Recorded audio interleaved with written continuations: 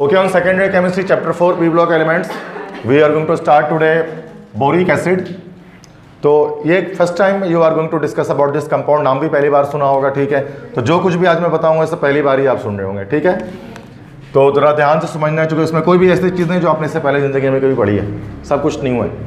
Sulphuric acid के बारे में जानते हैं, नाइट्रिक एसिड के बारे में जानते हैं, ठीक है। इस तरह से हाइड्रोक्लोरिक एसिड के बारे में कुछ कुछ जानते हैं, फॉर्मिक एसिड के बारे में कुछ कुछ जानते हैं, एसिटिक एसिड जानते हैं, कार्बोनिक एसिड जानते होंगे थोड़ा बहुत। लेकिन ये ऐसा कंपाउंड है कि जब हम इसको डिस्कस करते हैं तो क्लास में बैठा हुआ भी बच्चा कुछ भी नहीं जानता इसके बारे में, ठीक है। क्योंकि हम नर्सरी से लेकर हम इंटर लेवल तक हम इसको कभी नहीं पढ़ते इस कंपाउंड को।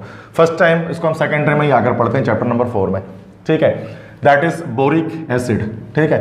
तो बोरिक एसिड क्या है? असल में बोरॉन हमने पढ़ा था कि ग्रुप 3 है, 3 ग्रुप के अंदर हमारे पास जो एलिमेंट है दैट इज बोरॉन।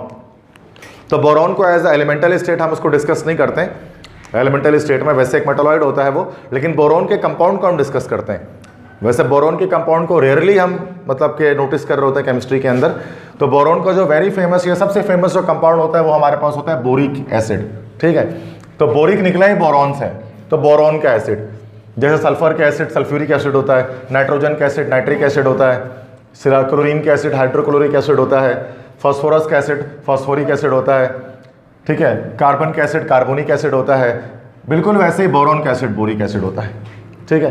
तो मतलब the acid which contains boron is called boric acid. Boric acid का फॉर्मूला क्या होता है? इसके दो फॉर्मूले हैं, एक इसका फॉर्मूला H3BO3, ठीक है। तो वैसे सी बात है, आप जानते हैं एसिड होगा तो फॉर्मूले में H लाजमी आएगा। और इसी H3BO3 को अगर हम कंडेंस करके लिखें तो ये BOH थ्राइस भी हो सकता है, BOH थ्राइस। तो यहाँ देखो B फॉर बोरॉन और 3 ऑक्सीजन है 3 हाइड्रोजन है, तो OH थ्राइस भी लिख सकते हैं। तो चाहे हम BOH थ्राइस लिख दें चाहे हम H3BO3 लिख दें, एक ही बात है। अच्छा, इसका कतई ये मतलब नहीं होता कि इसके अंदर अगर हमारे पास OH आ गया तो ये बेस है, क्योंकि हमारे पास कुछ ऐसे एसिड्स होते हैं जिनमें OH होता है लेकिन वो एसिड होते हैं। Very famous formic acid HCOOH है ना, very famous acetic acid CH3COOH। तो एसिड होने के लिए बस इतना काफ़ी होता है कि वो कंपाउंड अपना H+ लिबरेट कर दे, बस। ये तो छोटे नन्हे मुन्ने बच्चे बोलते हैं कि सर OH होगा तो बेस है, H होगा तो एसिड है। इंटर में आकर हम ये कॉन्सेप्ट रखते ही नहीं है। इंटर में आकर हमें 100 जगहों पर ये बात देखनी पड़ती है कि हम एसिड सिर्फ उसी को बोलते हैं जो H+ लिबरेट करता है, फिर हम सिर्फ OH नहीं देख रहे होते हैं कहीं पर भी, ठीक है। तो यहाँ पर OH देखकर परेशान होने की जरूरत नहीं है कि सर ये तो बेस हो गया, तो ऐसी बात नहीं है। जैसे कि हम अल्कोहल भी देख रहे होते थे, CH3OH C2H5OH, अल्कोहल भी एसिडिक इन नेचर होता है, अगर जिसमें OH आ रहा होता है वो एसिडिक इसलिए H+ लिबरेट करता है अपना, ठीक है। तो प्रिपरेशन पे आते हैं सबसे पहले कि इस बोरिक एसिड को प्रिपेयर, इस कंपाउंड को प्रिपेयर किस तरह से किया जाता है, इसको कैसे इस कंपाउंड को हम प्रिपेयर करते हैं। अच्छा, पहले से पहले कि मैं इसकी प्रिपरेशन पे आऊँ, अगर मैं जनरली यूजेस में अगर इसको हम बता दूँ ना, ताकि थोड़ा सा सेंस बन जाए कि डेली लाइफ में इसका कुछ इस्तेमाल है कि नहीं है, तो थोड़ा सा पढ़ने में इंटरेस्टिंग हो जाता है। तो यूजेस में इसका जो एक्वस सोल्यूशन, वैसे तो ये सॉलिड होता है, क्रिस्टलाइन सॉलिड होता है, लेकिन जो इसका एक्वस सोल्यूशन होता है ना, अगर इसको पानी में हल कर दो तो इसका एक्वस सोल्यूशन बोरिक एसिड का वो एंटीसेप्टिक होता है। एंटीसेप्टिक से मुराद के इन्फेक्शन से जरासीम वगैरह को किल करता है, मारता है। इसीलिए इसको it is use as a eye wash, इसको आई वॉश के तौर पे इस्तेमाल किया जाता है, आई वॉश के तौर पे या आई ड्रॉपर के तौर पे, ठीक है। अगर घर में आपके पास नॉर्मली होता है ना, कभी कभार होता है कि आंखों में इन्फेक्शन हो जाता है, जिसको हम कहते हैं आँख आ जाना या फिर आशोब चश्म जिसको कहा जाता है। तो आशोब चश्म या जब आँख आ जाता है, जब आंखों में रेड टाइप का हो जाता है, चश्मे लगाए घूमते रहते हैं, ठीक है। तो कभी कभार ऐसा होता है समटाइम्स आंखों में इन्फेक्शन आने की वजह से, तो उसके लिए तरीका ये होता है, उसके लिए आंखों में मतलब एक ड्रॉप डाला जाता है, तो वो ड्रॉप डालने से इन्फेक्शन खत्म होता है। तो अगर कभी उस ड्रॉप को आई ड्रॉपर को देखा ना, उसमें लिखा होता है नीचे बोरिक एसिड, ठीक है। तो वो बोरिक एसिड एक वीक एसिड है, मतलब बहुत ज़्यादा स्ट्रॉन्ग एसिड नहीं है, तो आंखों में इसको डालते हैं ताकि इन्फेक्शन वगैरह जो आंखों से खत्म हो सके। तो आई ड्रॉपर घर पे फ्रिज के अंदर ऑलरेडी रखा हुआ होता है, आप देख सकते हैं वहाँ बोरिक एसिड लिखा होता है उसके अंदर, ठीक है। तो घर में बस वहीं मौजूद होता है ये कंपाउंड, और कहीं मौजूद नहीं होता, ठीक है। बाकी और डेली लाइफ में हम इसका कोई इस्तेमाल नहीं करते। तो प्रिपेयर किस तरह किया जाता है इसको? तो 2 तरह से प्रिपेयर किया जाएगा, बोरेक्स से और बोरोन नाइट्राइट से। तो बोरेक्स क्या चीज़ है? तो बोरेक्स तो फर्दर एक और कंपाउंड है जो हम यहाँ पर डिस्कस करेंगे, ठीक है। यहाँ पर देखो मैंने कंपाउंड बोरेक्स लिखा है, तो ये बोरेक्स की डिस्कशन है। तो फिलहाल थोड़ा सा बस ये जान लो कि बोरेक्स होता है Na2B4O7, ये फॉर्मूला होता है बोरेक्स का। सो बोरेक्स असल में कंपाउंड है जिसका फॉर्मूला है Na2B4O7, this is called borax. और ये क्या है आगे जाकर डिस्कस करेंगे। तो बोरेक्स से हम बना सकते हैं बोरिक एसिड को, कैसे? बोरेक्स का रिएक्शन सल्फ्यूरिक एसिड से हम करा देता हूँ। अगर हम बोरेक्स का रिएक्शन जो है सल्फ्यूरिक एसिड से करा देता हूँ तो यहाँ पर जब Na2B4O7 का रिएक्शन H2SO4 के साथ होगा तो रिएक्शन किस तरह से होगा कि Na जो है वो आपका प्लस हो गया और B4O7 जो है वो माइनस हो गया, ठीक है। और H प्लस होता है, सल्फेट माइनस होता है, डबल डिस्प्लेसमेंट रिएक्शन हो जाती है, प्लस वाला माइनस के साथ मिलता है, माइनस वाला प्लस के साथ मिलता है। अब चूंकि ये प्लस माइनस के साथ मिला तो सोडियम सल्फेट बन गया Na2SO4। अब यहाँ थोड़ी सी कंफ्यूजन है कि बनना चाहिए था H2B4O7, H2B4O7 बनना चाहिए था। H2B4O7 भी एक एसिड होता है हमारे पास, एक अलग टाइप का एसिड होता है हमारे पास, यहाँ पर मैंने लिखा हुआ है इसको, दैट इज पायरोबोरिक एसिड। H2B4O7 जो है वो पायरोबोरिक एसिड होता है। बट ये पायरोबोरिक एसिड के बारे में याद रखने की बात यह है कि ये हमारे पास वाटर के अंदर स्टेबल नहीं होता, अनस्टेबल है इन वाटर। ये वाटर में अनस्टेबल है, मतलब पानी के अंदर जो है ना ये एग्जिस्ट नहीं करता। और वाटर के अंदर स्टेबल जो हमारे पास एसिड होता है वो सिर्फ ये H3BO3 होता है। It is always stable in water. या जब आप कभी आप ऐसा कर दो कि पायरोबोरिक एसिड को जैसे ही आप पानी में डालोगे ना तो पानी में डालने पर वापस जो है ये जो है वो मतलब बोरिक एसिड में कन्वर्ट हो जाएगा। तो अगर हम यहाँ पर वाटर यूज़ नहीं करते, अगर हम यहाँ पर वाटर यूज़ नहीं करते तो क्या होता है, यहाँ H2B4O7 ही बनना था। लेकिन जो हमने क्योंकि हमने रिएक्टेंट में वाटर भी डाल दिया है तो वाटर डालने पर क्या हुआ है कि बजाय बनेगा तो जाहिर सी बात है पायरोबोरिक एसिड, लेकिन वो वाटर की वजह से क्या होगा, वो कन्वर्ट हो जाएगा आपके सिर्फ बोरिक एसिड में, H3BO3 में। तो इनऑर्गेनिक रिएक्शंस के अंदर भी हल्का फुल्का कॉन्सेप्ट कहीं ना कहीं से होता है, बट उसका कॉम्प्लेक्स ऑर्गेनिक से समझ लो 3 गुना या 4 गुना मुश्किल होता है।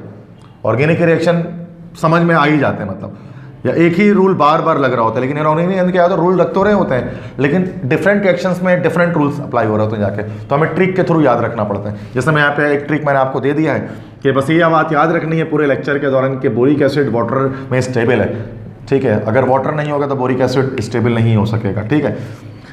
इसलिए इसको नॉर्मली जो आप देखते हैं कि हम उसको बोरिक मतलब एक्वा सोल्यूशन बनाकर ही फ्रिज के अंदर मतलब वो लिक्विड स्टेट में रखा हुआ होता है, ठीक है। तो Na2B4O7 बनने के वो H2B4O7 मतलब पायरोबोरिक एसिड बनने के बजाय यहाँ पर ऑर्थोबोरिक एसिड बने, या सिर्फ बोरिक एसिड जिसको हम कहते हैं, ठीक है, वो जाकर बने। तो ये फर्स्ट रिएक्शन है कि बोरेक्स से हमने बना लिया। नाउ बैलेंस कर लेना होता है इस इक्वेशन को। सेकंड है बोरोन नाइट्राइट से बनाना है। बोरोन नाइट्राइट से कैसे बनाएंगे, दूसरी प्रिपरेशन मेथड देखें। अब बोरोन नाइट्राइट क्या होता है पहले ये जान लो। B4 हो गया बोरोन और नाइट्राइड, नाइट्राइड हो गया आपका N, ठीक है। अकेला नाइट्रोजन हो तो नाइट्राइड। असल में देखो बहुत सारे नाइट्रोजन के तो बहुत सारे कंपाउंड्स हमारे पास होते हैं। आइंस की बात अगर मैं कर लूँ, एक हमारे पास होता है नाइट्रेट, नाइट्रेट आइन। तो नाइट्रेट जो होता है वो NO3 माइनस होता है, दिस इज कॉल्ड नाइट्रेट, ये सबसे मशहूर है नाइट्रेट। एक इसी का छोटा भाई होता है नाइट्राइट, नाइट्राइट आइन, वो होता है NO2 minus, this is nitrite. और अगर हम लिख देंगे नाइट्राइड, ID लग गया तो मतलब एलिमेंटल स्टेट में है कोई चीज़ अपने, एलिमेंटल मतलब अकेली हालत में है, जैसे hydride, oxide, nitride, sulphide, carbide, phosphide. ID लगा हुआ है तो उसका मतलब कि अकेली हालत में, ठीक है, अकेली हालत में। तो N अकेली हालत में N-3 में, this is called nitride. ID लगे तो ठीक है ना, याद रखना है। जब उसमें क्लोराइड, ब्रोमाइड, फ्लोराइड बहुत सारे, हाइड्राइड, ऑक्साइड, फॉस्फाइड बहुत सारे आ सकते हैं। तो जब ID लगा हुआ है तो अकेली हालत में, तो बोरोन नाइट्राइड है ये। बच्चे इसको बोरोन नाइट्रेट या नाइट्राइड समझ के NO3 NO2 लगा लेते तो ये गलत हो जाता है। तो बोरोन नाइट्राइड हो गया। बी की बोरोन ग्रुप 3A ग्रुप का एलिमेंट है, वैलेंसी इसकी +3 आ गई। नाइट्रोजन 5A ग्रुप का एलिमेंट है, वैलेंसी -3 आ गई। ये बहुत ही बेसिक बात है, इसको मैं डिटेल में नहीं जा रहा इसकी, ठीक है। और यहाँ +3 और -3 की वैलेंसी कट होगी आपस में। जब वैलेंसी कट हो गई तो ना बोरोन के नीचे कुछ आया ना नाइट्रोजन के नीचे कुछ आया, और जस्ट BN ये फॉर्मूला बन गया बोरोन नाइट्राइड का। तो this is how we create a formula in chemistry, ठीक है। तो बोरोन नाइट्राइड के साथ बनाने, तो बोरोन नाइट्राइड के असल में करनी क्या है हमें बोरोन नाइट्राइड की करनी है हाइड्रोलिसिस। हाइड्रोलिसिस हमारा अब सब बच्चे जानते हैं कि उस रिएक्शन विद वाटर, पानी से रिएक्शन करना है। तो बोरोन नाइट्राइड को पानी में डाल दिया H2O में। अब यहाँ पर H2O में डालने से हमारा ये होगा कि HOH की बात हम कर लें कि अगर हम इसको ब्रेक कर लेते हैं, ठीक है, तो ये हो जाएगा HOH, HOH हो जाएगा, सही है। अब बोरोन प्लस हो गया, ये माइनस हो गया, ये प्लस हो गया, ये माइनस हो गया, प्लस वाला माइनस से मिला, माइनस वाला प्लस से मिला, ये BOH बना और ये NH बना। अब बोरोन की +3 वैलेंसी OH के नीचे चले गए, नाइट्रोजन की -3 वैलेंसी हाइड्रोजन के नीचे चले गए। तो ये बन गया आपके पास बोरिक एसिड, और ये जो सब जानते हैं this is called ammonia gas, ठीक है। उसके बाद यहाँ पर चूँकि अब देखा जाए तो हाइड्रोजन यहाँ पर 3 + 3 6 है, तो यहाँ पर 3H2O लगा कर जो है वो बैलेंसिंग कर सकते हैं। तो मतलब जब हम इक्वेशन बना रहे होते हैं, सॉल्व कर रहे होते हैं, तो हमें H2O को H और OH में ब्रेक करना पड़ता है, ठीक है। तो ये आपके पास बोरोन नाइट्राइड की जब हाइड्रोलिसिस की जाती है तब भी आपको बोरिक एसिड मिलता है विद अमोनिया गैस, ठीक है, अमोनिया गैस के साथ। तो बोरिक एसिड का फॉर्मूला दोनों है, मैंने बता दी, तो ऊपर यहाँ पे भी लिखा हुआ है, ठीक है। समझ में आ गया दोनों प्रिपरेशन किस तरह से बना रहे हैं, बस प्रैक्टिस करते हैं वो हिफ्ज हो जाता है। थोड़ा सा कॉन्सेप्ट ध्यान में रखते हैं ना, तो क्या होता है कि अगर कभी खुदा ना खासा पेपर में भूल गए तो कॉन्सेप्ट दिमाग में लाकर दोबारा से लिख सकते हैं, ठीक है। और अगर फुल रट्टा लगा हो तो जब भूल जाएंगे कुछ याद नहीं आएगा, तो कोशिश करो थोड़ा सा कॉन्सेप्ट भी लगा लिया करो उसके साथ। प्रॉपर्टीज़ के बारे में बात करते हैं, इसकी प्रॉपर्टीज़ क्या होती हैं बोरिक एसिड की। तो वैसे तो ये एक वाइट कलर का क्रिस्टलाइन सॉलिड होता है, ठीक है, पानी में हल हो जाता है अगरचे, वाइट क्रिस्टलाइन सॉलिड होता है, क्रिस्टलाइन नेचर का होता है, सिल्की होता है, सिल्की स्मूथ जैसा होता है, सॉफ्ट होता है, नरम सा होता है। मैं यहाँ रीज़न आगे बताऊंगा कि ऐसा क्यों होता है, ठीक है। ग्रीसीन फील होता है, ग्रीसी मतलब कि जब आप उसको छुएंगे तो ग्रीस जैसा होगा, ठीक है, ग्रीस जैसा होगा, लुब्रिकेंट जैसा होगा वो, ठीक है। सेकंड प्रॉपर्टी इसकी है। Third, sparingly soluble in cold water but highly soluble in hot water. अगर आप इसको डिजोल्व करना चाहेंगे पानी के अंदर तो पानी में डिजोल्व तो होता ही है, बट कोल्ड वाटर में स्पेरिंगली सॉलेबल, स्पेरिंगली मतलब स्लाइटली सॉलेबल, कम हल होता है, जबकि हाईली सॉलेबल होता है हॉट वाटर के अंदर, गर्म पानी के अंदर ज़्यादा हल हो सकता है ये ठंडे पानी में। लेकिन एक बार अगर हल हो जाए अगर ये, तो उसके बाद आप इसको ठंडे गर्म किसी भी पानी में रख दो वो उसमें हल ही रहता है। जैसे नॉर्मली आप बोरिक एसिड के आई ड्रॉप्स को आप जो है रेफ्रिजरेटर के अंदर रखते हैं तो वो उसमें एक साथ ही मतलब वो सॉल्युबल स्टेट में ही रहता है। लेकिन पहली बार अगर आपको डिजोल्व करना तो आपको हॉट वाटर में करना पड़ता है, कोल्ड वाटर में डिजोल्व नहीं होता ये। वैसे भी कोल्ड वाटर में चीज़ों की सॉल्युबिलिटी कम से कम ही होती है, ये तो आपने क्लास 9 में पढ़ा होगा, फैक्टर्स अफेक्टिंग सॉल्युबिलिटी में। ठंडा है ना, सॉलिड को अगर लिक्विड में डिजोल्व करना है तो हाई टेम्परेचर पर ज़्यादा अच्छी तरह से डिजोल्व हो सकता है बनस्बत लो टेम्परेचर के, ठीक है। अच्छा नेक्स्ट है और चौथा पॉइंट, ये एक important point, it is a weak monobasic Lewis acid. तो 3 पॉइंट्स इसके अंदर आ रहे हैं एक साथ, वीक है, मोनोबेसिक है और लेविस एसिड। तो मैंने एक साथ मिलाकर लिख दिया, it is a weak monobasic Lewis acid. Weak acid से मुराद ये है कि बहुत ज़्यादा स्ट्रॉन्ग नहीं है, वीक है, ज़्यादा डिसोसिएट नहीं होता अपने आइंस के अंदर, इसलिए इतना ज़्यादा डेंजरस भी नहीं है, वीक एसिड है। तभी तो आंखों में डाल ले रहे हैं। Sulphuric acid, nitric acid, hydrochloric acid वो बहुत डेंजरस एसिड्स हैं, वो स्ट्रॉन्ग है, तो उनको हम आंखों में नहीं डाल सकते, सिंपल सी बात है। तो वीक एसिड है तो इसके लिए क्या करते हैं कि इसको हम जो है वो यूज़ कर सकते हैं। अच्छा मोनोबेसिक, मोनोबेसिक से क्या मुराद है कि इसकी बेसिसिटी, अब आपको पता है एसिड्स की होती है basicity, basicity of acids, acidity of basis. तो मोनोबेसिक क्या मतलब इसकी बेसिसिटी कितनी हो गई, 1 हो गई इसके बेसिसिटी। और बेसिसिटी 1 से मुराद ये कि अब इसको इस तरह से कह सकते हैं जो एसिड एक H+ आयन दे सकता है वो मोनोबेसिक होता है, जो 2H+ देता है वो डाइबेसिक होता है, जो 3H+ देता है वो ट्राइबेसिक होता है। सुना होगा ना आपने, HCl हाइड्रोक्लोरिक एसिड को मोनोबेसिक एसिड कहा जाता है। क्यों भाई, उसके एक H+ होता है। सल्फ्यूरिक एसिड को डाइबेसिक कहा जाता है, H2 होता है उसके अंदर। फॉस्फोरिक एसिड को ट्राइबेसिक कहा जाता है, H3PO4 3 होता है उसके फॉर्मूले में। अब ये एक मोनोबेसिक एसिड है, लेकिन अब पहली बात तो मोनोबेसिक आपको लगेगा नहीं है, 3 हाइड्रोजन है तो इसको तो ट्राइबेसिक होना चाहिए, तो यहाँ एक कन्फ्यूजन आपके दिमाग में सबके आएगी, ठीक है। दूसरी बात कि लेविस एसिड है ये, ठीक है। देखो लेविस एसिड किसे कहते हैं, यस 3 तरह के एसिड्स के कॉन्सेप्ट होते हैं, आर्हीनियस कॉन्सेप्ट होता है, लेविस होता है और इसके अलावा ब्रोंसेड लोरी कॉन्सेप्ट होता है। आर्हीनियस बोलता है एसिड वो है जो H+ दे, H+ देगा तभी एसिड, H+ नहीं दे सकेगा तो एसिड नहीं है। लेकिन आर्हीनियस की ये कॉन्सेप्ट एक फील्ड कॉन्सेप्ट, हम इसको समझ चुके हैं, एक बार मैंने पूरा कॉन्सेप्ट आपको बताया एसिड बेस का। आर्हीनियस के मुताबिक तो AlCl3 का भी एसिड नहीं हो सकता, जिसको हम लोग इस्तेमाल करते रहे हैं इलेक्ट्रोफिलिक सब्स्टिट्यूशन रिएक्शन में बेंजीन में, उसमें तो हाइड्रोजन है ही नहीं, तो हाइड्रोजन देगा कैसे वो, H+ तो दे ही नहीं सकता वो। तो आर्हीनियस के अकॉर्डिंग तो बोरिक एसिड भी एसिड नहीं है, क्यों उसमें, क्योंकि ये अपना, क्योंकि इसके बिलास से H+ देता नहीं है ये। अच्छा लेविस क्या चीज़ है, लेविस क्या कहता है, electron pair acceptor, electron pair जो एक्सेप्ट कर सके, तो जो एक इलेक्ट्रॉन एक्सेप्ट कर लेगा वो मोनोबेसिक एसिड, जो 2 इलेक्ट्रॉन पेयर एक्सेप्ट कर लेगा वो डाइबेसिक एसिड, ठीक है। तो यहाँ पर ये जो बोरिक एसिड है वो मोनोबेसिक लेविस एसिड है। लेविस एसिड इसका मतलब ये होगा कि H+ देगा नहीं, ये इलेक्ट्रॉन पेयर एक्सेप्ट करेगा। इलेक्ट्रॉन पेयर से मुराद के OH नेगेटिव को एक्सेप्ट कर लेगा, चूंकि OH नेगेटिव के पास इलेक्ट्रॉन पेयर होता है, बजाय H+ देने के ये OH- ले रहा होता है, ठीक है। देखो मिसाल के तौर पे अब एग्जांपल यहाँ पर इसको देखते हैं या इसकी इक्वेशन देखते हैं। ये BOH3 है, ठीक है, ये आपका बोरिक एसिड, ये वाटर पानी में डाल दिया, उसको पानी में जब डाला तो H+ से OH-, ये ऑक्सीजन के पास लोन पेयर ऑफ इलेक्ट्रॉन है। तो बजाय BOH3 H+ देने के वो इस इलेक्ट्रॉन पेयर को एक्सेप्ट कर लेगा अपने पास, और क्या बन जाएगा BOH4- और ये H+ इस वाटर का बाहर रह जाएगा। तो इसने H+ दिया नहीं है, इसने OH- ले लिया है, इसलिए हम इसको कहते हैं कि एक लेविस एसिड, एक आर्हीनियस एसिड नहीं है। आर्हीनियस के एसिड क्लासिकल एसिड होते हैं, HCl, H2SO4, HNO3, H2CO3, 9 class में जो पढ़ते थे आप सारे, ये लेविस एसिड है। लेविस एसिड वो होता है जो कि OH नेगेटिव आयन एक्सेप्ट कर सकने की सलाहियत रखे, तभी ये मोनोबेसिक। अब समझ में आ गया मोनोबेसिक क्यों है, क्योंकि एक OH माइनस ले रहा है जस्ट, इसलिए मोनोबेसिक है। अगर एक H प्लस देता तब भी मोनोबेसिक ही होता, ठीक है। So these are the 4 properties you have to remember, it may appear in your MCQs examination, MCQs में भी आ सकता है, बाकी एप्टीट्यूड में जाओगे MDK TCAT वगैरह तो उसमें भी जाहिर सी बातें पूछेंगे आपसे। यूजेस की बात कर लेते हैं, इस्तेमालात की बात कर लेते हैं कि क्या इसके यूजेजेस हैं, क्या इसके इस्तेमालात हैं। अच्छा, इसमें याद रखो ये सारे कॉन्सेप्ट जो है ना वो मैं इसलिए बता रहा हूँ कि इसमें आपको MCQs के लिहाज से भी इंपॉर्टेंट है। तो लास्ट ईयर चूँकि हमेशा से ऐसा होता है ना कि जो NED यूनिवर्सिटी अपने एंट्री टेस्ट ले रही होती है तो उसमें ज़्यादातर कॉन्सेप्ट, ज़्यादातर क्वेश्चन हमेशा से ऐसा होता है कि फर्स्ट ईयर से आते हैं, और ये ऐसा ही होता है, ज़्यादातर फर्स्ट ईयर से आ रहे होते हैं, क्योंकि उसके अंदर न्यूमेरिकल्स होते हैं, डेरिवेशंस होती हैं, उसके अंदर ऐसी चीज़ें होती हैं जिसको आप सॉल्व करके आंसर ला सकते हो, दे आर रिलेटिवली ईजी, वो ज़्यादा आसान होती हैं। बट जो अभी इस साल जो मतलब लास्ट ईयर मतलब जो NED यूनिवर्सिटी ने अपना जो ECAT लिया है उसके अंदर उन्होंने ज़्यादातर जो है वो क्वेश्चन जो है वो इनऑर्गेनिक केमिस्ट्री मतलब के सेकेंडरी केमिस्ट्री से डाला है बजाय फर्स्ट ईयर के। मतलब 80% जो पेपर था ना वो सेकेंडरी केमिस्ट्री से ही था, 20% क्वेश्चन सिर्फ फर्स्ट ईयर केमिस्ट्री से थे।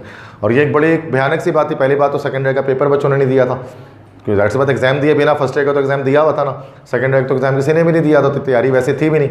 और उसके बाद वैसे भी एक नॉर्मल कॉन्सेप्ट होता है कि फर्स्ट ईयर से ये पेपर आएंगे। इसकी वजह से क्या हुआ कि ज़्यादा मसला हुआ और काफ़ी बच्चे जो है फेल हुए NED के एंट्री टेस्ट के अंदर, ज़्यादातर बच्चे, चूँकि वो सेकेंडरी केमिस्ट्री चूँकि जाहिर सी बात है सभी छोड़ देते हैं, फर्स्ट ईयर केमिस्ट्री तो अच्छे से करके चले जाते हैं, स्टोइचियोमेट्री कर लेते हैं, मोल एवोगाड्रो कर लेते हैं, KCK/SP कर लेते हैं, हीट ऑफ फॉर्मेशन कर लेते हैं, थर्मोडायनेमिक्स कर लेते हैं, आसान चीज़ें, केमिकल बॉन्डिंग कर लेते हैं, एटॉमिक स्ट्रक्चर कर लेते हैं, केमिकल काइनेटिक्स कर लेते हैं, मोलारिटी कर लेते हैं, ये सब हर कोई कर लेता है। लेकिन सेकेंडरी को हाथ नहीं लगाते हैं बच्चे ज़्यादातर, क्यों, क्योंकि मुश्किल बहुत है ना। वहाँ पर अगर तुम उसको रिवाइज करना चाहोगे फर्स्ट ईयर केमिस्ट्री को तो 1 महीना बहुत है उसके लिए, पूरा फर्स्ट ईयर केमिस्ट्री रिवाइज हो जाएगा। इसको आपको तकरीबन 6 महीने दोगे लगातार, तब जाकर ये रिवाइज होगा अच्छी तरह से, उससे पहले नहीं हो सकता। तो इसके लिए बच्चे इस तरफ आते नहीं थे, लेकिन अब क्या है कि एप्टीट्यूड वालों ने इस चीज़ को भांप लिया था, वो सेकेंड ईयर से भी आस्क कर रहे होते हैं क्वेश्चन ज़्यादातर, ठीक है। तो उसको याद भी MCQs में बोलता हूँ ना कि इन चीज़ों को MCQs के लिए याद रखे जो मैं बता रहा हूँ आपको। यूजेस की बात करते हैं, इस्तेमालात की बात करते हैं। तो इस्तेमाल मैंने आपको बता दिया, आई वॉश के तौर पे इस्तेमाल करते हैं बिकॉज एंटीसेप्टिक होता है। स्ट्रक्चर की बात की जाती है तो स्ट्रक्चर अब मैं इसका बताता हूँ, यहाँ पर जो कुछ रीजंस है ना कि सॉफ्ट क्यों होता है। ये पेपर में एक बार रीजन आया था इसका कि boric acid is soft in nature. Boric acid soft क्यों होता है ये बताइए ज़रा। तो बोरिक एसिड सॉफ्ट क्यों होता है ये समझने के लिए आपको पहले ये समझना पड़ेगा कि ग्रेफाइट सॉफ्ट क्यों होता है। ग्रेफाइट भी सॉफ्ट होता है डायमंड के मुकाबले में, याद होगा आपको। तो यस बिल्कुल स्ट्रक्चर की वजह से, यस बिल्कुल, ग्रेफाइट के अंदर हेक्सागोनल लेयर्स होती हैं और कंसेक्यूटिव लेयर्स के बीच में 3.35 एंगस्ट्रॉम का फासला होता है।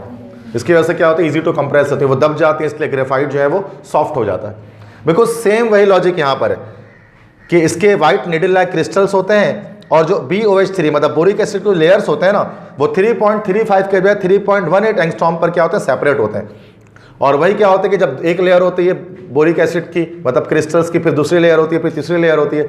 अब लेयर्स के बीच में गैप होता है, इस वजह से वो एक दूसरे पर ग्लाइड करते हैं। ग्लाइड करने की वजह से क्या होता है, वो स्लिपरी हो जाता है, ग्रीसी हो जाता है। और दूसरी चीज़ के वो दब भी सकते हैं, चूँकि एक कैपेसिटी है दबने की, कंप्रेस होने की, जिसकी वजह से वो कैसे होते हैं भाई, जिसकी वजह से वो सॉफ्ट भी होते हैं। ठीक है, समझ में आ गई बात। तो जिसको ग्रेफाइट के रीज़न पता है ना सॉफ्ट होने की, उसको इसकी भी पता होनी चाहिए बोरिक एसिड सॉफ्ट क्यों होता है, क्योंकि सेम रीज़न है दोनों के सॉफ्ट होने के।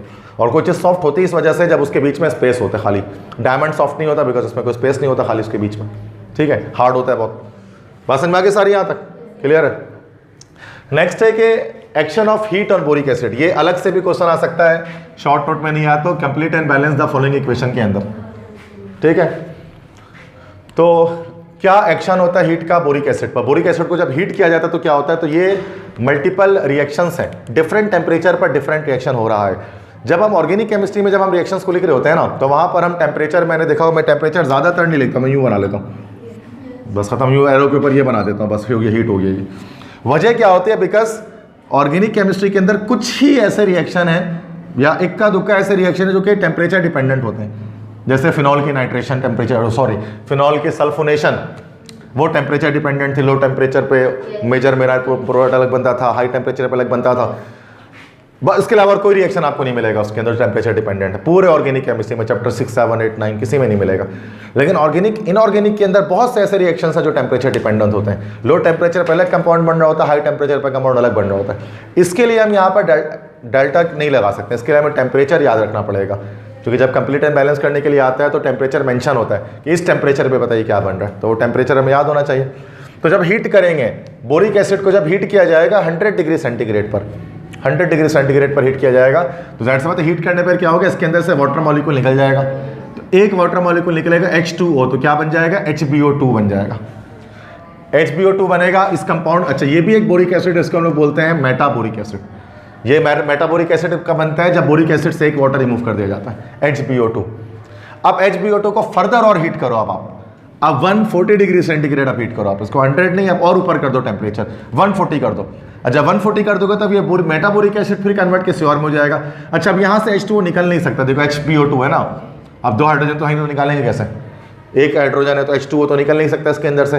तो क्या होगा, 4 मॉलिक्यूल यूज होंगे HbO2 के, अब इसके अंदर से H2O निकलेगा। अब जब 4 मॉलिक्यूल्स लेंगे और उसमें से H2O निकल जाएगा, तो यहाँ पर क्या बच गया, H2, ये B4 हो गया, और ऑक्सीजन फोटो से 8, एक ऑक्सीजन निकल गया, तो H2B4O7, H2B4O7 बना, जिसको हम लोग बोलते हैं पायरोबोरिक एसिड।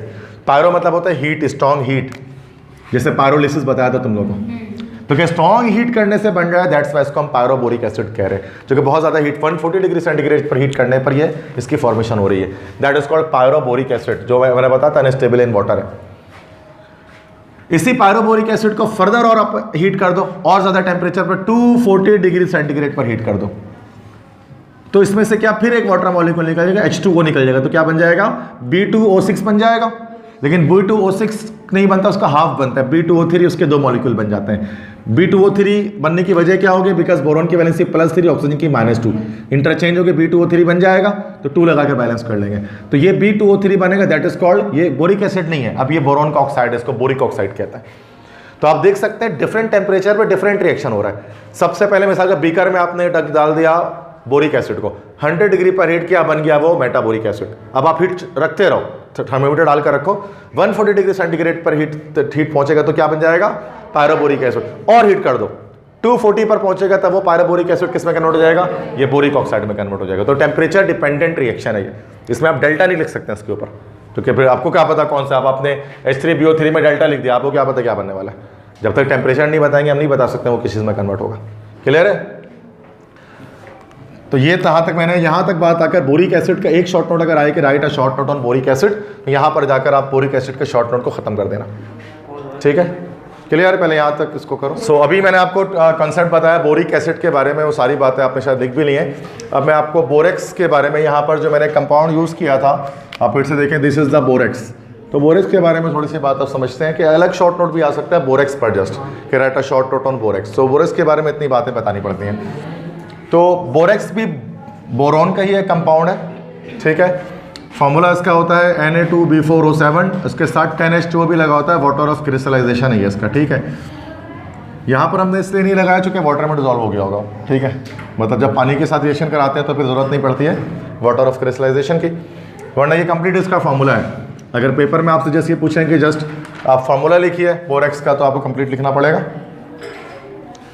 तो बोरेक्स के अलग अलग बहुत सारे नाम हैं। तो एक बोरेक्स को हम कह सकते हैं, ये फॉर्मूला इसका है सोडियम टेट्राबोरेट, ये जो आयन है दिस इज टेट्राबोरेट आयन, और ये 10H2O है तो दैट इज डीकाहाइड्रेटेड। देखो बच्चे, इसके अंदर से जो आयन निकलेगा ना वो होगा BO2-, इस जो कि मेटाबोरिक एसिड का आयन है, तो इसको हम लोग बोलेंगे this is called metaborate, metaborate ion. और ये जो B4O7 के साथ -2 आयन निकलेगा, इसको हम लोग बोलेंगे पायरोबोरेट आयन, ठीक है। तो अच्छा, इसको पायरोबोरिक एसिड भी कहते हैं, और इसी को एक और नाम मैं यहाँ पर दोबारा लिख देता हूँ, इसको हम टेट्राबोरिक एसिड भी कहते हैं। This is also called tetraboric acid. Tetraboric इसलिए कह रहे हैं कि बोरॉन के 4 इसके अंदर जो है वो एटम्स मौजूद हैं, दैट्स वाई टेट्राबोरिक एसिड। तो ये जो आयन इसको पायरोबोरेट आयन बोल सकते हैं, टेट्राबोरेट आयन बोल सकते हैं। तो इसका नाम बोरेक्स तो इसका कॉमन नेम है, वरना हम इसको सोडियम टेट्राबोरेट डेकाहाइड्रेटेड भी कह सकते हैं। तो ये मैंने ये एक्सप्लेन किया कि इसका ये नाम क्यों है। इसी को सुहागा भी कहा जाता है इन उर्दू एंड हिंदी लैंग्वेज, ठीक है। तो एक उर्दू में एक बड़ा एक ख़ास मुहावरा है, सोने पे सुहागा, तो इंग्लिश में बोलेंगे कि बोरेक्स ऑन गोल्ड। तो सोने पे सुहागा का क्या मतलब है, ये पुराने वक्तों में गोल्ड है ना, गोल्ड जब आप रखे रहेंगे और अगर गोल्ड जो है वो आपके पास पुराने अरसे तक जब गोल्ड पड़ा रहता है, तो गोल्ड की जो शाइन है ना, जो उसकी शाइन है, जो उसकी चमक है, वो ख़त्म हो जाती है, वो कम हो जाती है। उसकी ना जितना पुराना गोल्ड है तो उसकी शाइन उतनी कम हो जाती है। तो अब आप उसको शाइन दोबारा लगवाना तो पॉलिश करवाना उसको हम कहते हैं कि भाई पॉलिश करवाने गोल्ड को। तो जब आप गोल्ड को पॉलिश करवाने जाते हो ना तो उसके पास बोरेक्स रखा होता है। वो बोरेक्स क्या करता है, सोने के ऊपर, गोल्ड के ऊपर पहले उसको रब करता है, उसको मलता है, उसके बाद उसको पॉलिश करता है, घिसाई करता है, तो दोबारा से एकदम न्यू गोल्ड की तरह वो चमकना शुरू हो जाता है। तो सोना तो पहले ही चमकने वाली चीज़ है, सुहागा क्या करता है, उसको और चमका देता है। इसलिए हम कहते हैं सोने पे सुहागा हो गया, कि सोना तो था ही और बेहतरीन काम हो गया, सुहागा भी हो गया, सोने पे सुहागा। ठीक है, उर्दू के मुहावरे किसी न किसी स्टोरी से आए ना, मतलब किसी न किसी बात से आए, ये केमिस्ट्री से आया ये वाला मुहावरा। सुहागा इसी को हम कहते हैं, बोरेक्स को कहते हैं। ठीक है, तो पुराने वक्तों में जब वो है ना, मतलब पुराने वक्तों के अंदर जब नॉर्मली जिसको हम बरी वगैरह कहते हैं, तब जब वो जाया करता था, शादियों में जब जाता था ना, तो उसमें एक बड़े से एक बॉक्स के अंदर ना, अब चला गया वो, मतलब अब दौर नहीं है उसका, लेकिन बड़े से बॉक्स के अंदर डिफरेंट तरह के उसमें जो है वो हल्दी और ये और पता नहीं टर्मेरिक, तो बहुत सारी चीज़ें रखी होती थी उसमें। मतलब एक तरह से वो एक कंपलसरी चीज़ थी बिहारी शादियों के अंदर हमारी। वो एक बड़े से डब्बे में वो लिखा भी होता था पर ये इसके अंदर मौजूद है। तो उसमें सुहागा भी होता था। तो वो गोल्ड वगैरह की जो ज्वेलरी ताकि जो दी है दुल्हन को, उसको जो है उससे वो साफ कर सके, उसको चमका सके। पुराने वक्तों के अंदर ऐसा होता था। अच्छा, नहीं तो अब नहीं होता, तभी तो कह रहा हूँ। तो सुहागा इस चीज़ को कहते हैं। तो हम बहुत छोटे में देखते थे, वो डब्बे में लिखा होता था, अब तो वो दौर नहीं है उसका। ठीक है, टिंकल मिनरल नेम इसका जो है वो एज अ मिनरल इसको हम कह सकते हैं टिंकल। मिनरल के तौर पे टिंकल के नाम से ज़मीन में निकलता है। और यही सोडियम सॉल्ट कहला सकता है पायरोबोरिक एसिड का, टेट्राबोरिक एसिड का, कि टेट्राबोरिक एसिड का सोडियम सॉल्ट है। तो भाई फिर सुन लो कि बोरेक्स भी है, ये Na2B4O7 भी है, ये सुहागा भी है, ये डीकाहाइड्रेटेड सोडियम टेट्राबोरेट भी है, यही टिंकल भी है, और यही सोडियम सॉल्ट है टेट्राबोरिक एसिड का। सब कोई ना कोई कॉन्सेप्ट से कोई ना कोई नाम इसको दिया गया। तो आप पेपर में कोई भी नाम से आपसे पूछ सकते हैं कि write down the formula of सुहागा, write down the formula of tincal, write down the formula of borax. तो परेशान मत हो जाना, वो अब अपनी आपकी बेवकूफ़ी होगी अगर आप एक नाम से पढ़ के चले जाओगे। मैं सारे बता रहा हूँ। ठीक है, तो एक एक नंबर के यही नंबर कटते हैं बोर्ड में, तो आखिरकार नंबर बिल्कुल कम हो जाते हैं। फिर बच्चे कहते हैं सर केमिस्ट्री तो मेरी नंबर इसमें नहीं आती, क्यों पता नहीं। इसलिए अलग अलग नेमों को मैं हमेशा बोलता हूँ कि आप याद रखा करें, क्योंकि बोर्ड वाले किसी भी एक नेम से आपसे पूछ लेंगे। अब भले किसी बच्चे को ये पता हो, किसी को ये पता हो, किसी को ये पता होगा, किसी को ये पता होगा, नुकसान सभी का है। बेहतर ये है कि आप सारे नाम याद रखो। Preparation, how to prepare it. तो दो तरह से इसको प्रिपेयर किया जा सकता है। पहला है from boric acid. Boric acid से इसको प्रिपेयर कर सकते हैं। रिवर्स मेथड से बोरेक्स से बोरिक एसिड भी बनाया जा सकता है, और बोरिक एसिड से दोबारा बोरेक्स भी बना सकते हैं, रिवर्स करके। देखो मैंने क्या बताया कि बोरेक्स क्या एक सॉल्ट है। सॉल्ट कैसे बनेगा? न्यूट्रलाइजेशन से बनेगा। सॉल्ट बनेगा न्यूट्रलाइजेशन से, और न्यूट्रलाइजेशन में क्या होता है, एसिड और बेस रिएक्शन करके सॉल्ट और वाटर बनाते हैं। ठीक है, ये हमने ले लिया ऑर्थोबोरिक एसिड, और ये हमने ले लिया NaOH। एसिड ले लिया, बेस ले लिया, बोरिक एसिड ले लिया और बेस ले लिया, एसिड बेस रिएक्शन करेगा। अब आप बोलोगे सर यहाँ पर NaBO3 बनना चाहिए, लेकिन बनेगा क्या? Tetraborate ion. चूंकि वाटर मैंने यहाँ पर नहीं लिया है ना रिएक्टेंट में। अब चूंकि रिएक्टेंट में वाटर नहीं लिया है, इसलिए यहाँ पर आपको पता है कि सॉलिड स्टेट के अंदर कौन सी चीज़ स्टेबल है, टेट्राबोरिक एसिड या टेट्राबोरेट आयन। तो बजाय सोडियम बोरेट के बनेगा Na2B4O7, सोडियम जो है वो टेट्राबोरेट, मतलब बोरेक्स इसको कहते हैं, और HOH मिलकर वाटर बन जाएगा। तो acid react with base to form salt and water. फिर बता दो, अगर आप ये सोचे कि सर यहाँ पर बनते हो तो B4O7 तो कहीं नहीं दिख रहा, सर आपने B4 क्यों डाल दिया उसके अंदर? क्योंकि मैं अभी यहीं पर आपको बता चुका हूँ कि ये वाटर में स्टेबल है, और ये जो यहाँ पर अब तक लिखा हुआ है अनस्टेबल इन वाटर है। सॉलिड स्टेट में स्टेबल है, स्टेबल अगर अनस्टेबल इन वाटर है तो stable in solid state, solid state में स्टेबल है। तो ठीक है, वाटर नहीं ले रहे, इसलिए यहाँ पर बजाय ऑर्थोबोरेट आयन के हमारे पास टेट्राबोरेट आयन बनेगा। ये पहला तरीका है। सेकंड, अच्छा अब आप बेस इस्तेमाल नहीं करना चाहते तो आपको बेसिक सॉल्ट इस्तेमाल कर लो। ऐसा सॉल्ट इस्तेमाल कर लो कि जिसकी बेसिक प्रॉपर्टी है sodium carbonate NO2CO3। Sodium carbonate एक बेसिक सॉल्ट होता है, बेसिक प्रॉपर्टी वाला, चूंकि स्ट्रॉन्ग बेस और वीक एसिड के मिलाप से बनता है। ये चैप्टर 7 फर्स्ट टाइम में हमने इसको हाइड्रोलिसिस शायद अगर बताया था तो उसमें डिस्कस किया होगा। ठीक है, तो सोडियम कार्बोनेट ये एक अलग कॉन्सेप्ट, इसमें नहीं जा रहा मैं, क्लास लंबी हो जाएगी। सोडियम कार्बोनेट एक बेसिक सॉल्ट है, बेस वाली प्रॉपर्टी फिलहाल याद रखो। ठीक है, तो ये सोडियम कार्बोनेट का रिएक्शन करा दो। आप बेस का रिएक्शन नहीं करना चाह रहे, आप बेसिक सॉल्ट का रिएक्शन करा दो। अब क्या होगा कि सेम एक फंडा होगा, सेम वही रिएक्शन होगा, सेम वही कॉन्सेप्ट होगा, प्लस माइनस प्लस माइनस, पहला प्लस दूसरे के माइनस है, पहले का प्लस दूसरे के माइनस है। ठीक है, अब Na2B4O7 दोबारा से बनेगा, और यहाँ पर H2CO3 बनता हुआ फील हो रहा है। मैंने आपको बताया है इससे पहले भी कि कभी भी अगर आपको ज़िंदगी में फील हो कि कार्बोनिक एसिड बन रहा है तो फौरन से उसको तोड़ दो किसमें, कार्बन डाइऑक्साइड और वाटर में, तो कार्बन डाइऑक्साइड वाटर में वो ब्रेक हो जाएगा। सही है। तो यहाँ पर भी दोनों तरीके हैं बोरिक एसिड से बनाने के, चाहे तो कास्टिक सोडा से रिएक्शन कराओ, चाहे तो सोडा एच से करा दो। सोडा एच मतलब सोडियम कार्बोनेट, ठीक है। तो ये पहला तरीका। दूसरा तरीका कोलेमेनाइट से भी हम बना सकते हैं। Now what is colemanite? देखो आई नाम में लास्ट में आ गया, जब आई सफिक्स आता है तो उसका मतलब ये भी एक मिनरल है, मादनियात ज़मीन के अंदर से इसको निकाला जाएगा। कोलेमेनाइट का फॉर्मूला होता है ये Ca2B6O11। अलग से फॉर्मूला लिखने के लिए भी आ सकता है कि write down the formula of colemanite. तो Ca2B6O11 this is the formula of colemanite. तो कोलेमेनाइट की रिएक्शन आप करेंगे किससे? सोडियम कार्बोनेट के साथ, सोडा एच के साथ, प्लस माइनस, ठीक है। Ca, अच्छा यहाँ पर देखो क्या क्या चीजें, CaCO3 बनेगा, कैल्शियम कार्बोनेट, लाइमस्टोन मार्बल, ठीक है।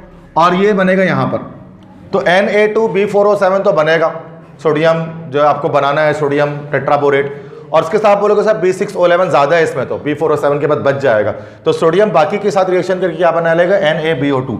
NaBO2 क्या है? सोडियम हो गया Na, और BO2 आइन मैंने यहाँ बताया, फिर से देख लो, BO2 माइनस मेटाबोरेट आइन, इसका नाम हो गया सोडियम मेटाबोरेट।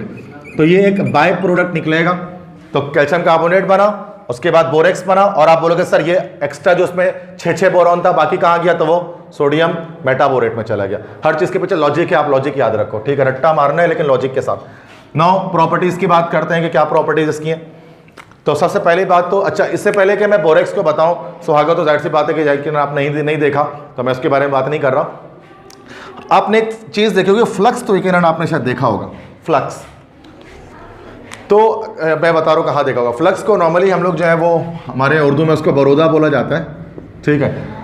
बरोदा किसको कहते हैं? अगर आप कभी भी किसी इलेक्ट्रीशियन के पास गए हो, इलेक्ट्रॉनिक्स इंजीनियर या इंजीनियर नहीं तो नॉर्मल इलेक्ट्रीशियन जो होता है उसके पास जब तुम गए हो, तो उसके पास दो चीज़ें, मतलब उसके दो चीज़ें उसके मेन टूल्स हैं। एक आप उसके पास आयरन होता है, आयरन उसके पास एक होता है। आयरन देखा होगा ना, आयरन से वो क्या करता है? टाका खींचता है, टाका निकालता है, वो पलग लगा देता है, गर्म हो रहा होता है बहुत, वो उससे वो सोल्डरिंग आयरन जिसको बोलते हैं, ठीक है। तो सोल्डरिंग आयरन एक उसके पास होता है। अब सोल्डरिंग आयरन के साथ उसके साथ कभी कभार एक गोल से डिबिया में एक चीज़ रखी होती है सही है, ब्राउनिश टाइप का होता है वो, थोड़ा लाइट ब्राउन कलर, क्या बोलते हो उसको तुम लोग? उसको उर्दू में उसको बरोदा बोला जाता है, इंग्लिश में उसको फ्लक्स बोलते हैं। फ्लक्स, सोल्डरिंग फ्लक्स जिसको कहते हैं। वायर भी, हाँ वायर यूज़ कर सकते हैं। वायर नहीं आपके पास हो तो आप डायरेक्ट वो फ्लक्स यूज़ कर लो। कुछ लोग वायर यूज़ करते हैं, कुछ लोग फ्लक्स यूज़ करते हैं। तो अगर आपने कभी देखा है या घर पे कभी किया है ऐसा कुछ, अगर आपका थोड़ा ऐसा इस पे रुझान है इस तरफ रोबोटिक्स टाइप इन चीज़ों पर, तो आपको पता होगा। तो वो जो फ्लक्स होता है ना, वो जो फ्लक्स होता है उसी को वही बोरेक्स होता है असल में, लाइट ब्राउन कलर का, Na2B4O7 जिसके बारे में बात कर रहे हैं। तो वो क्रिस्टलाइन सॉलिड होता है, क्रिस्टल जैसा होता है, वो क्रिस्टल जैसा होता है, ठीक है। जैसे चीनी के क्रिस्टल्स होते हैं बिल्कुल वैसे ही होता है, जमा हुआ होता है वो।